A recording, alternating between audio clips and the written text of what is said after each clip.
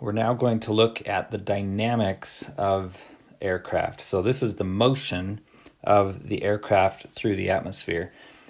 In previous discussions here, we've learned about how to predict the forces on an aircraft. And if we can predict the forces that are operating on this aircraft, we should be able to predict the motion using Newton's second law.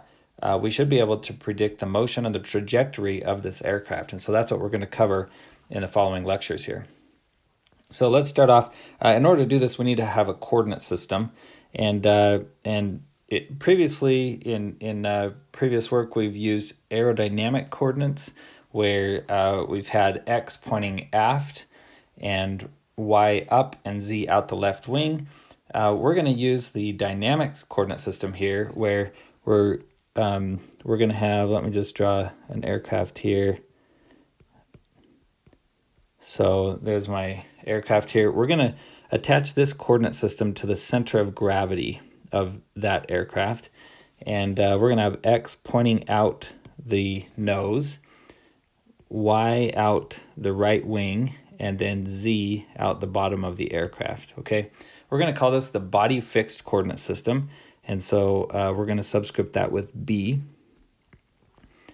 And if we want to look at the dynamics of this aircraft, we are interested in its motion relative to another coordinate system, an inertial coordinate system. And so we're also going to be considering what we call the Earth fixed coordinate system. So we're going to subscript that with F. And x of the Earth fixed coordinate system is going to point north on the surface of the Earth. Y of the Earth fixed coordinate system will point to the east, and z of the Earth fixed coordinate system will actually point towards the center of the Earth. Okay, so we could complete this. This is the south and west directions there if we wanted to complete that. But now that coordinate system is attached to the Earth, and we're going to be using something called a flat Earth coordinate system, because the dynamics of the aircraft are not significantly impacted by the curvature of the Earth, because the Earth is so large relative to this vehicle. And so we're going to have kind of this local coordinate system that we're looking at, relative to this aircraft, that's just aligned with the north and east directions. So we're going to be treating the Earth as just a flat plane for now. Once we get into simulation, we'll account for the curvature of the Earth to be able to predict the trajectory of this aircraft around the Earth. But when we're looking at the dynamics here and just looking at how this aircraft is going to respond, it's really not significantly dependent on the curvature of the Earth. So we're just going to treat this as a flat Earth for now. We're also going to need a coordinate system for the local wind.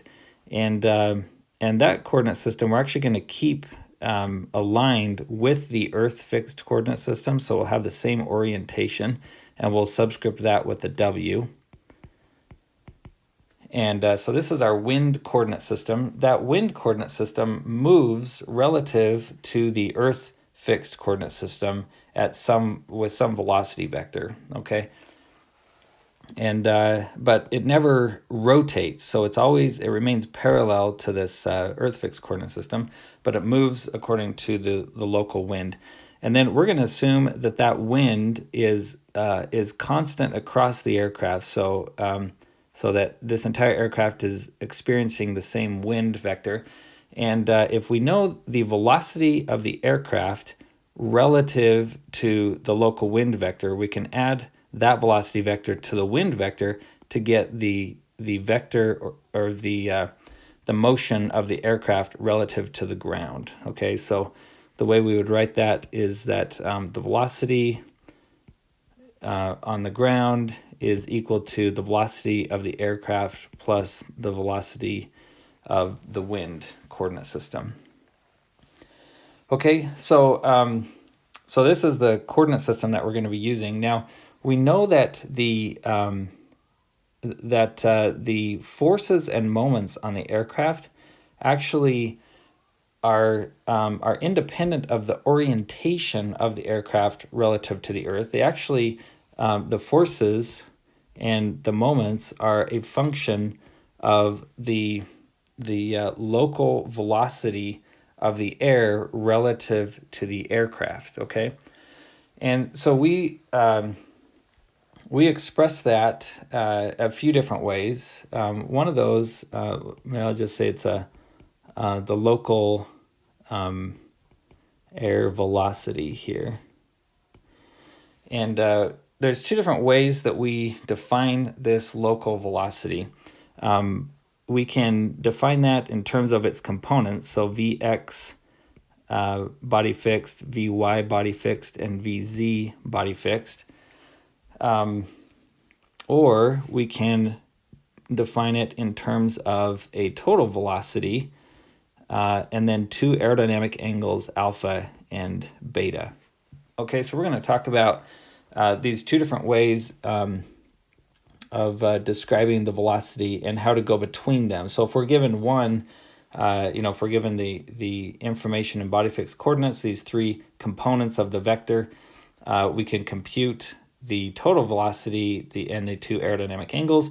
Or if we were given this, then we could compute the three components of velocity. And they're useful in different times, so we want to be able to go back and forth between them. So before we move on, though, I just want to point out that we're going to be using a different definition or just nomenclature here for these three components of this vector. So the velocity that's aligned with the x-axis of the body fixed coordinate system, we're going to call that u. Okay, so that's our free stream velocity aligned with the x-axis, and then the free stream velocity aligned with the y-axis, we're going to call that little v, and the free stream velocity aligned with the z-axis, we're going to call that little w. Okay, so we're going to use that nomenclature. It's just a little bit easier than carrying around all these subscripts. And then we'll use a capital V when we mean the entire velocity vector. Okay, so we can already write what that capital V is in terms of UVW. That's simply the square root of u squared plus v squared plus w squared. Okay, so now to get alpha and beta, we need to understand something a little bit more about how those aerodynamic angles are defined. So let's draw an aircraft here from the side. And its x-axis comes out the nose here, and so we're going to call that u. The velocity that it's going in that direction is u, but its total velocity could be over here. We're going to call this the total velocity v. Okay, that's capital V. Now, the way we measure angle of attack, so there's a couple different angles here that define what's going on here. So this total velocity is offset from u with two different components. We could draw a box here like this, and this vertical component is called w. So this right there is w. And this side component here is called v. That's our component that's in the y direction there. Okay, so we've got little u, little v, and little w. Those are the components there that make up the total velocity. The angle between, let's see, so if I draw a line to that corner of the box there, the angle that makes with the x-axis is what we call alpha, and that's universally understood. Everybody knows that that's the angle of attack, and so the way that we get alpha then is we say alpha equals the arctangent of little w over little u. Okay, so that's just the definition of alpha. Now, beta, there's actually two different ways to define beta. So the most common definition of beta is actually the angle between between these two lines here. And so that's the most common form of beta. So we're going to say beta. And in Phillips's Mechanics of Flight book, he calls this beta experimental. But in most books, when they're talking about beta, this is the definition of beta that they mean. And it's the angle after you've added in alpha, then it's the angle from that line over to the total velocity v. So so that's what beta is. We're going to say that's beta and beta experimental.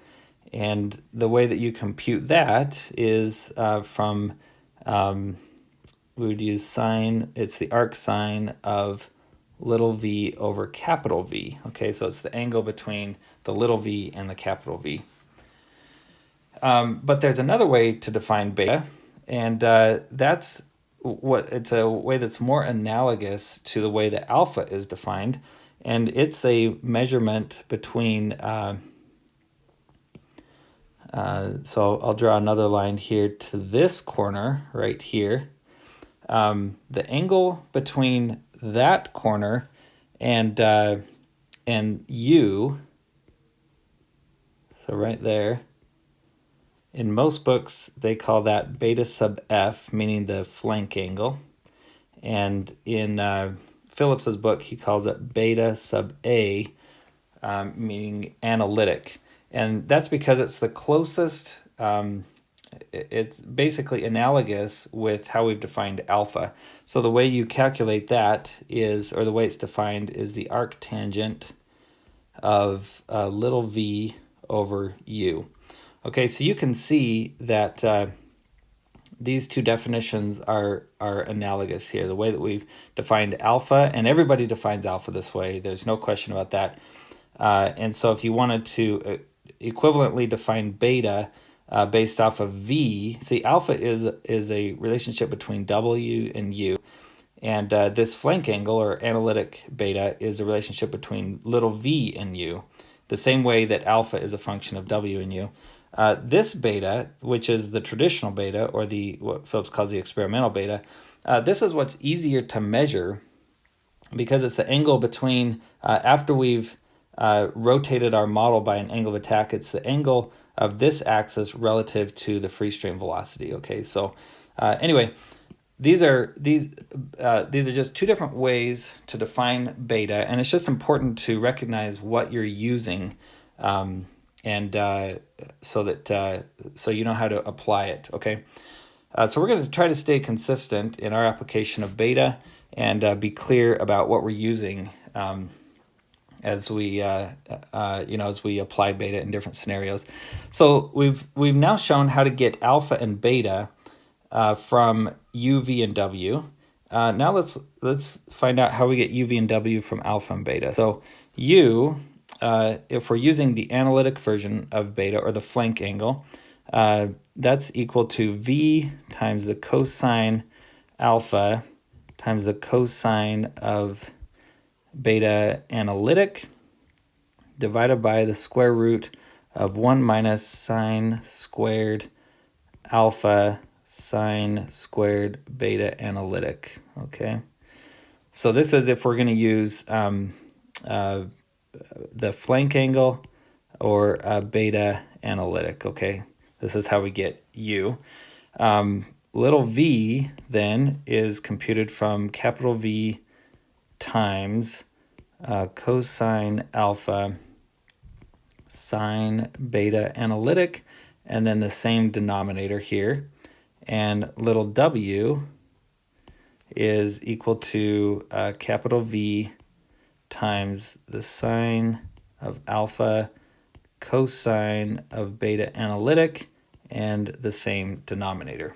Okay, so this is how we get UVW if we have the flank angle or the analytic. Those are the same thing. Flank is used in most textbooks, but Phillips calls it analytic.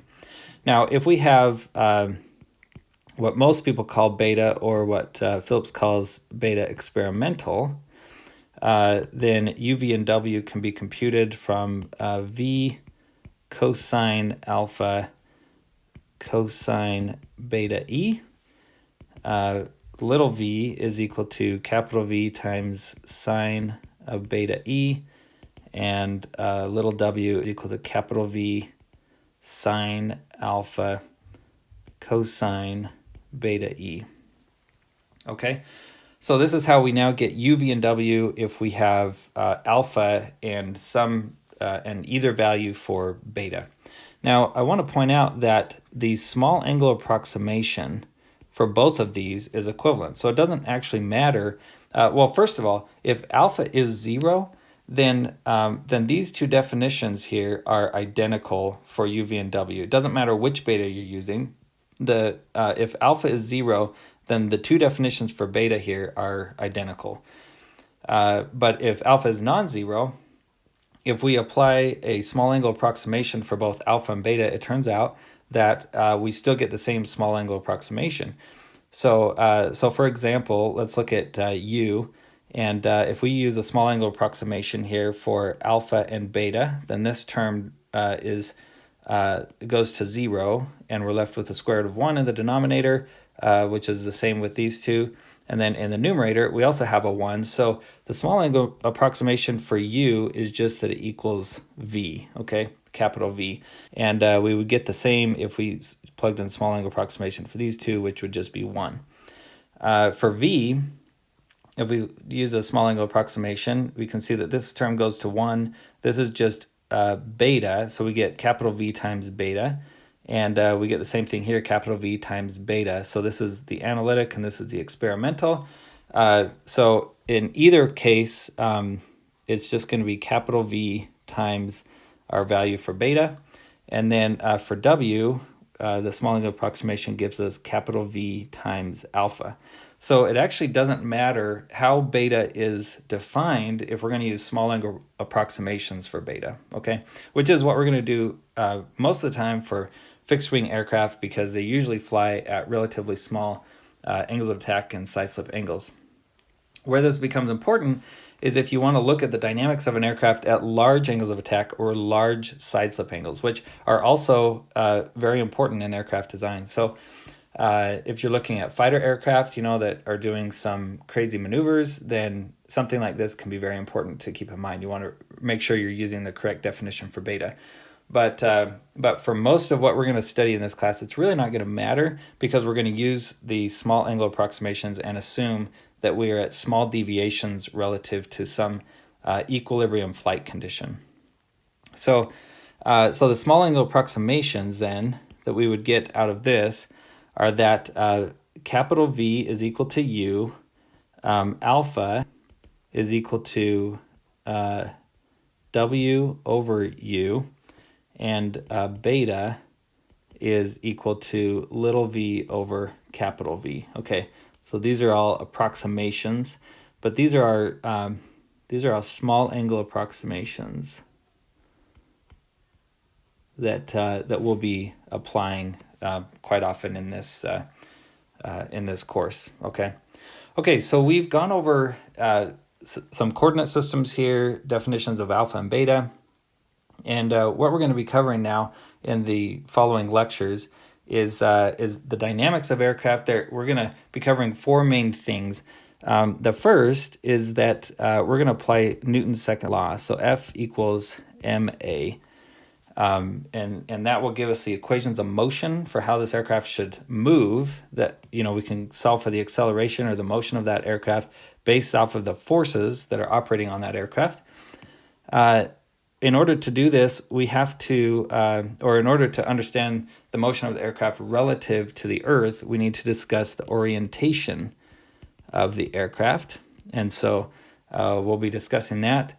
We'll also be linearizing this solution. So it turns out that the solution here, F equals ma, is going to be a nonlinear solution.